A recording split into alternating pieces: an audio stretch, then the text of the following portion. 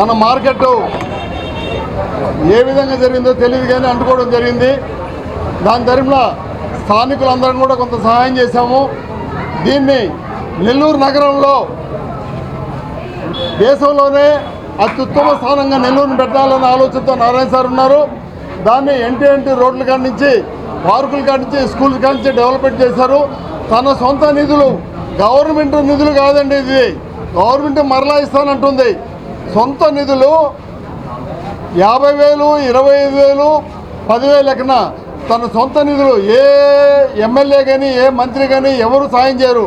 అటువంటిది శ్రీ పొంగూరు నారాయణ గారు 10 లక్షలు తన సొంత నిధులతో ఈరోజు అందరూ సాయం చేయడం జరిగింది.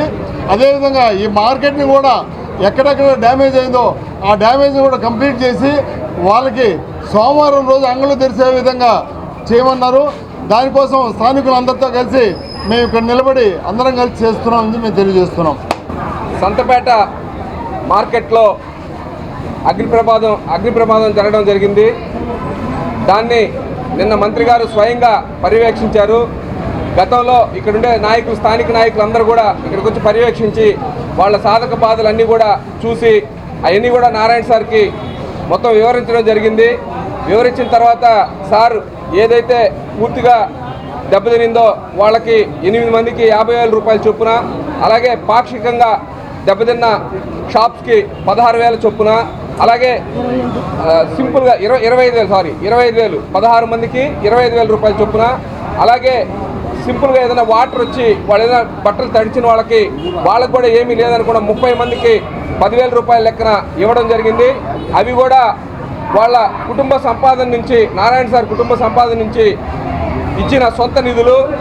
మళ్ళీ కూడా నారాయణ సార్ నిన్న హామీ ఇవ్వడం జరిగింది, ప్రభుత్వం నుంచి కూడా ఏ వచ్చినా కూడా ఖచ్చితంగా కూడా ప్రభుత్వం నుంచి కూడా ఇప్పించడం జరుగుతుంది. ఇక్కడ స్థానిక నాయకుల ద్వారా ఖచ్చితంగా కూడా పొంగూరు నారాయణ గారు ఒక డెవలప్మెంటే కాదు, పేదల్ని ఎలా ఆదుకోవాలో కూడా మాకు నేర్పించడంతో పాటు ఆయన కూడా బ్రహ్మాండంగా ఈరోజు పేదలందరినీ కూడా ఆదుకుంటున్నారు. ఆపదలో ఉంటే ఆదుకునే వ్యక్తి, ఏకైక వ్యక్తి నెల్లూరులో పొంగూరు నారాయణ అని మిమ్మల్ని అందరినీ మీ అందరి సమక్షంలో తెలియజేస్తున్నాను. ఎవరో ఒకరు వచ్చి అనుమానాస్పదంగా ఇక్కడ కాలిపోతే ఏదో ఒకటి చెప్పి డిమాండ్ చేసి అంత డిమాండ్ ఇంత డిమాండ్ అని చెప్పిపోయారు. నేను వాళ్ళందరికీ ఒకటే విన్నవిస్తున్నాను, నారాయణ సారు అప్పుడే కాదు ఇప్పుడే కాదు ఎప్పుడు కూడా ప్రతిపక్షంలో ఉన్నా కూడా కష్ట సమయాల్లో ఆదుకునే వ్యక్తి పొంగూరు నారాయణ గారు. ఒక 3 years బిఫోర్, అప్పుడు 3 years బిఫోర్ వైసీపీ ప్రభుత్వం ఉంది అధికారంలో. ఆ రోజు మంత్రిగా అనిల్ కుమార్ యాదవ్ ఉన్నారు. ఇక్కడ పెన్నా నది ఒడ్డున వాటర్ పోస్తే గవర్నమెంట్ సొమ్ముతోటి అన్నం సదుపాయాలు కలిగించడం జరిగింది. కానీ పొంగూరు నారాయణ గారు ఆయన సొంత నిధులతోటి మా ద్వారా 1 లక్ష ఇచ్చి వాళ్ళకి 4 రోజులు అన్న సదుపాయాలు కల్పించడం జరిగింది. అదేవిధంగా కరోనా టైంలో కూడా అనిల్ కుమార్ గారు ఉండటం జరిగింది. కానీ మా ప్రభుత్వం తరపున కంటే పొంగూరు నారాయణ గారు తన ఆసుపత్రులను ఇచ్చి అత్యధికంగా నష్టపోయి సహాయం చేసిన వ్యక్తి పొంగూరు నారాయణ గారు అని తెలియపరుస్తున్నా. నేను ఒకటే చెప్తున్నా, కాకాడు గోవర్ధన్ రెడ్డి గారికి అయితేమి, ఎమ్మెల్సీ చంద్రశేఖర్ రెడ్డి గారికి అయితేమి ఊరికే ఉంటున్నారు, మేమేమన్నా మెన్ను విరిగి మీద పడ్డట్టు ఉంటున్నారు అని మాట్లాడుతున్నారు. మేమేమి మిన్ను విరిగి మీద పడ్డట్టు ఉండట్లేదు.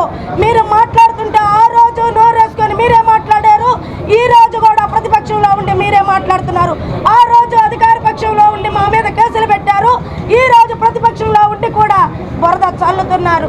నేను ఒకటే చెప్తున్నాను, మాట్లాడటం చేతగాకపోతే మీరు ఎవరి దగ్గరైనా నేర్చుకోండి, కానీ మాట్లాడాలనే విధానంతో తిడితే మాత్రం ఊరికినే ప్రసక్తి లేదు. ఇంకొక మహిళ మాట్లాడుతుంది, చెప్పుకోవాలి. అత్యధికంగా మద్యం, కల్తీ మద్యం తాగి చనిపోయి రేపులు జరిగిన ఎప్పుడంటే వైసీపీ ప్రభుత్వంలో. ఈరోజు మాట్లాడుతూ ఉంది, కల్తీ మద్యం తాగి అత్యాచారాలు విచిత్రాలుగా వెరైటీగా చేస్తున్నారంట. అబ్బా, మహిళగా నేను అసలు ఆ మాట చెప్పడానికే సిగ్గుపడుతున్నా. కాబట్టి ఎప్పుడైనా కూడా ప్రతి ఒక్క ప్రజలు తెలుసుకుంటున్నారు, ఎవరికైనా సహాయం చేసి కష్టాల్లో ఉండి అభివృద్ధి పదవులో నడిపించేది ఎవరంటే కూటమి ప్రభుత్వం. నెల్లూరులో ఏకైక వ్యక్తి నేనున్నాను, కష్టాల్లోనే తోడుండి ఆపదలో ఆదుకునే వ్యక్తి పొంగూరు నారాయణ.